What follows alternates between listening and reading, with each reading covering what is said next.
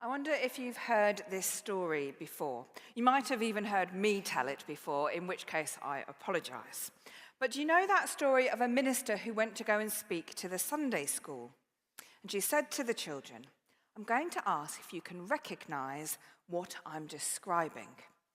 It's small and grey. It lives in trees and eats nuts. And it has a big, fluffy tail." Very slowly, a small boy raised his hand and he said, "I know the answer's Jesus, but it sounded a lot like a squirrel to me." We know the answers that we're meant to give. If a minister asks you a question, the answer is usually Jesus. And so if I asked you this morning, do you believe that Jesus is the Son of God? I'm hoping that most of you would nod and say yes. And if I asked, do you believe that he can do miracles? I'm hoping that I'm going to get an amen. We are very good at giving the right answers to the divine multiple choice test. We know what we're meant to say. But in John 11, Martha is taking a test that she didn't study for. Her brother is dead. The house smells like funeral incense and grief. And Jesus turns up 4 days late. And so he then asks her, "Do you believe this?" He's not asking for a theology degree. He's asking if she trusts him with the stench of the tomb. This passage asks a question of us. Is our belief a monument to what Jesus did 2,000 years ago? Or is our belief a testament to what Jesus is doing in our lives right now? And we pick up this well-known story at a point which is heavy with the weight of regret. Both Martha and Mary greet Jesus with the same words. "Lord, if you had been here, my brother would not have died." We often believe that our God is a God of the past, lamenting what he could have done. Or our God is a God of the future, trusting in what God will do in eternity. But we sometimes struggle to believe in the God of now. Like that boy from the Sunday school, Martha has correct theology. She knows the right answers. She knows that the resurrection will happen on the last day. Martha was looking for a future event, a promised hope. But Jesus was offering a present encounter, hope for now. The heart of this passage is when Jesus says, "I am the resurrection and the life." He doesn't say he brings resurrection or he'll show it or he'll point you to it. He says, "I am the resurrection and the life." Resurrection happens in him and through him. And he looks Martha in the eye and he says, "Do you believe this?" Faith isn't just agreeing with a set of doctrines about heaven. It's trusting, even in the presence of death, that life is standing right in front of you. When we're faced with those moments, when all feels lost, when we're in the midst of a broken relationship or a lost job, even when we're standing at a literal grave, do we see Jesus standing with us? I dare to say that if we pay attention, we will find Jesus standing with us in the pain. Before the miracle comes the mourning. And then we have one of the best known verses in the Bible. Jesus wept. And why is it so well known? Why is it famous? Because it shows the humanity of Jesus? Because we see him openly showing emotion? No, because it's the shortest verse in the Bible. Been on many a pub quiz, I'm sure. But there's so much more to these two words than the fact that there's just two of them. Here we read that Jesus is deeply moved and he weeps. He weeps because he hates what death has done to his friends, and he is grieving with them. Even though Jesus knows that he can and he will raise Lazarus, he still weeps. He feels the pain that they are feeling, the loss of a brother and a friend. Maybe he's also weeping because he knows what is to come.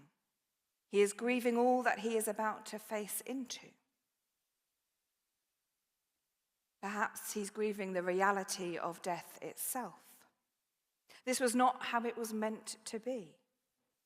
God's will and way has been broken, and death is the price. And so Jesus weeps. Do you believe in a God who is big enough to raise the dead and yet gentle enough to weep with us? Believing isn't about ignoring the pain. It's about inviting Jesus into it. We all here know that the reality of the Christian life is not a life without pain or grief or hurt, but it's a life with the comfort of Jesus and the hope of what he offers.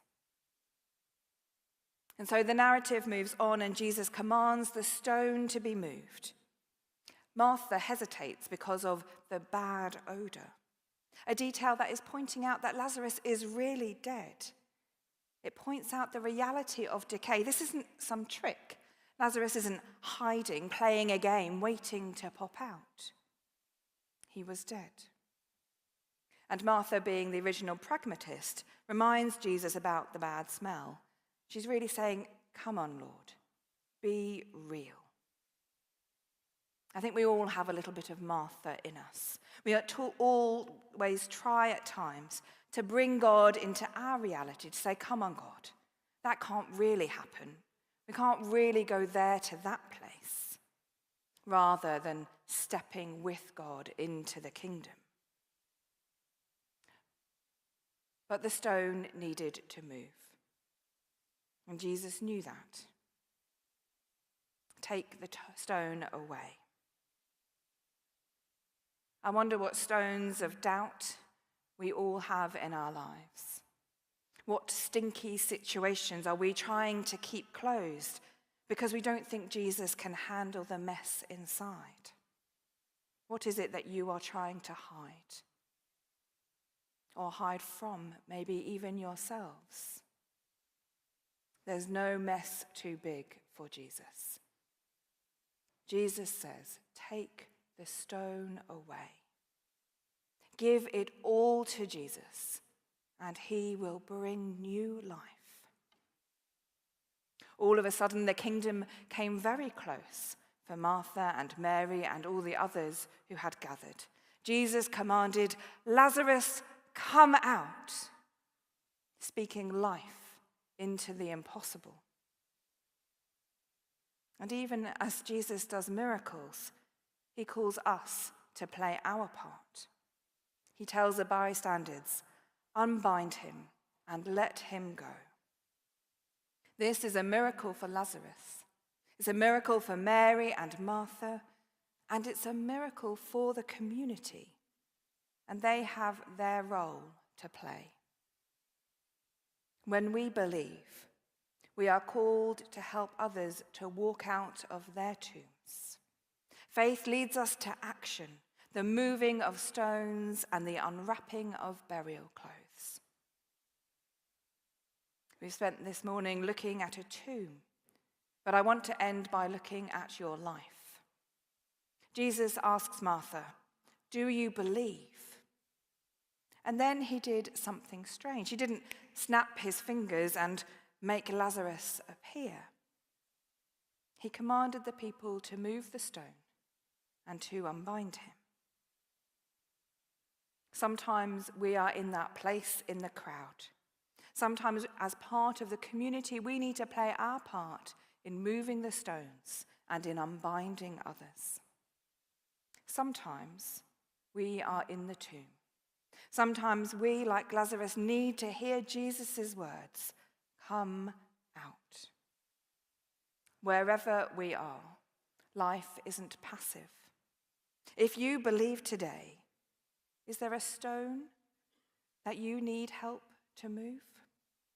Maybe it's a stone of cynicism that you've placed over your heart because you've been hurt. Maybe it's a stone of secrecy. Perhaps there's a struggle that you've been hiding because you're afraid of the stench. Whatever it is that is blocking your path to life, know that we as a community want to help you move it. That is Jesus' command for us. And Jesus is calling your name today. He is saying, come out of the dark, come out of the regret, come out of the if-onlys. But you have a choice. You get to decide. Do you believe that Jesus is the Lord of your life? If you believe he is the resurrection and the life, then the grave no longer has the final word. Your past doesn't have the final word. Whatever is holding you back doesn't have the final word. Jesus does. The question, do you believe, is answered not by our words alone, but also by our willingness to step out of the tomb when he calls our name. It's answered by our removing of the stones for others and unbinding them to freedom. Jesus is asking, do you believe? How will you answer today?